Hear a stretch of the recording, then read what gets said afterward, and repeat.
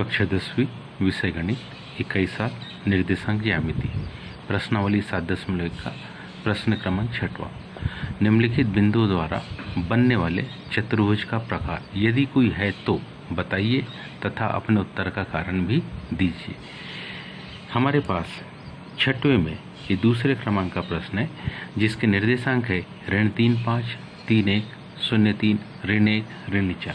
सबसे पहले हम दो बिंदुओं के मध्य की दूरी और विकर्णों के मध्य की दूरी को ज्ञात करेंगे और उसकी सहायता से पता लगाएंगे कि क्या चारों भुजाओं की क्या स्थिति है, क्या वे भुजाएं आपस में बराबर है, क्या आमने सामने की भुजा बराबर है, क्या विकर्ण बराबर है।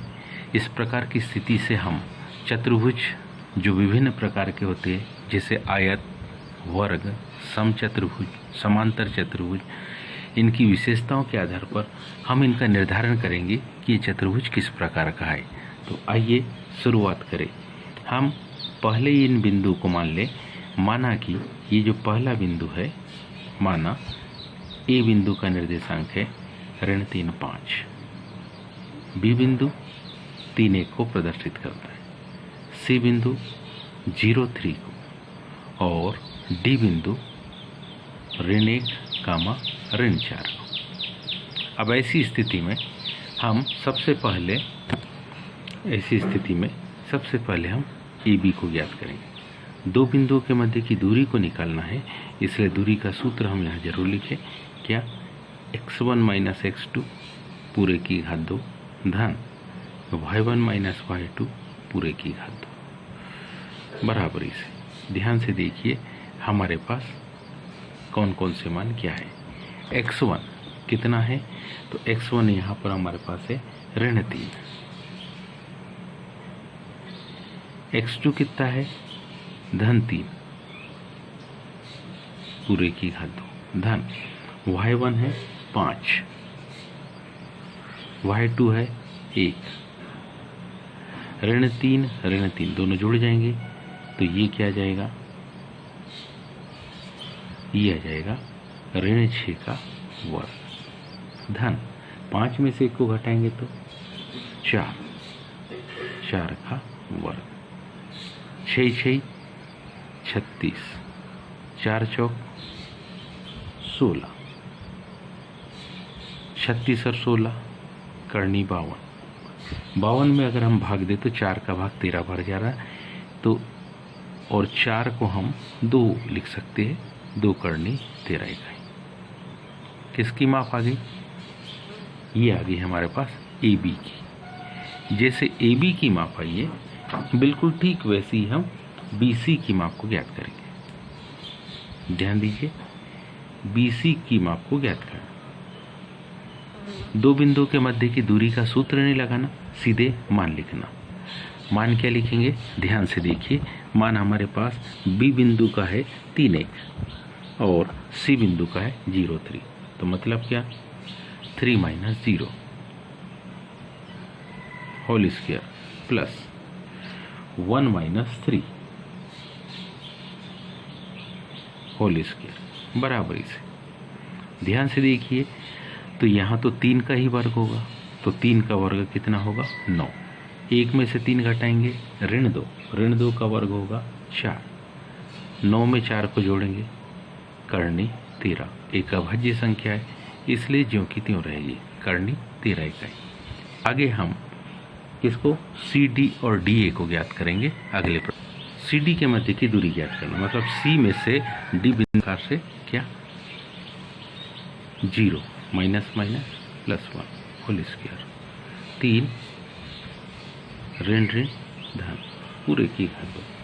तो इस तरीके से किसका वर्ग, 1 का वर्ग आएगा 3 और 4 7 का वर्ग आएगा 49 में 1 जोड़ेंगे तो करनी 50 के गुणनखंड 2 गुणित 5 गुणित 5, मतलब 5 करनी के बाहर निकल सकता है, तो हम क्या लिख सकते 5 करनी 2 इकाई। ये हमारे पास किसकी, सी डी की माप आ गई। अब हम डी ए को ज्ञात करेंगे। डी ए को ज्ञात करना मतलब डी बिंदु में से ए बिंदु के निर्देशांक को कुछ इस प्रकार से ऋण 1 ऋण 1 ऋण ऋण धन 3 पूरे की घात 2 धन ऋण 4,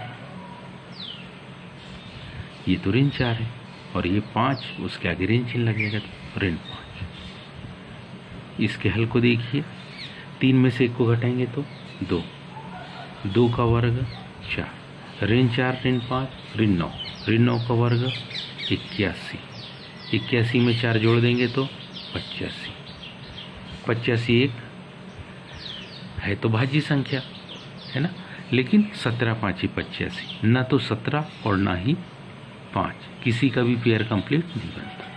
ये डीए के मान निकालिए। अब हम निकालेंगे AC को, निकालेंगे AC को निकालना, अर्थात हम इसके विकर्णों की जांच कर रहे हैं।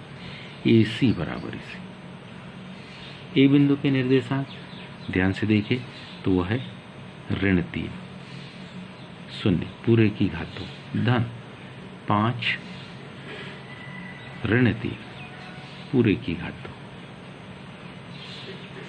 ऋण 3 में 0 घटाएंगे ऋण 3, ऋण 3 का वर्ग 9, 5 में से 3 को घटाएंगे 2, 2 का वर्ग 4 बराबर इसे कितना करनी 13 इकाई। किसकी माप आ गई? AC की माप। बारी आती है BD को, B और D विकर्ण को। BD विकर्ण को नाप रहे तो B बिंदु के निर्देशांक है 3 1, D बिंदु के ऋण 1 ऋण 4, तो 3 में से 1 को घटाना 3 ऋण ऋण धन। अगला पर 1 में से ऋण 4 को घटाना 1 ऋण ऋण धन 4, 3 और 1 4, 4 का वर्ग करेंगे तो 16, 4 और 1 5, 5 का वर्ग करेंगे तो 25, 25 में 16 को जोड़ देंगे तो मान आएगा करनी 41 इकाई। इस प्रकार हम देखते हैं। अब जो हमारे पास माप आ गई है उन मापों को ध्यान से अगर हम समझने का प्रयास करें तो हमारे पास जो माप आई है उन मापों को अपन लिख रहे हैं। तो सबसे पहले यदि देखें तो AB की माप हमारे पास क्या आई है? AB की माप है हमारे पास 2 करनी 13 इकाई, AB की माप। दूसरी BC की माप हमारे पास क्या आई है? तो BC की माप आई हमारे पास करनी 13 इकाई। ठीक। CD की माप हमारे पास है, हमारे पास कौन सी? CD भुजा की माप है। CD भुजा की माप है 5 करनी 2 इकाई।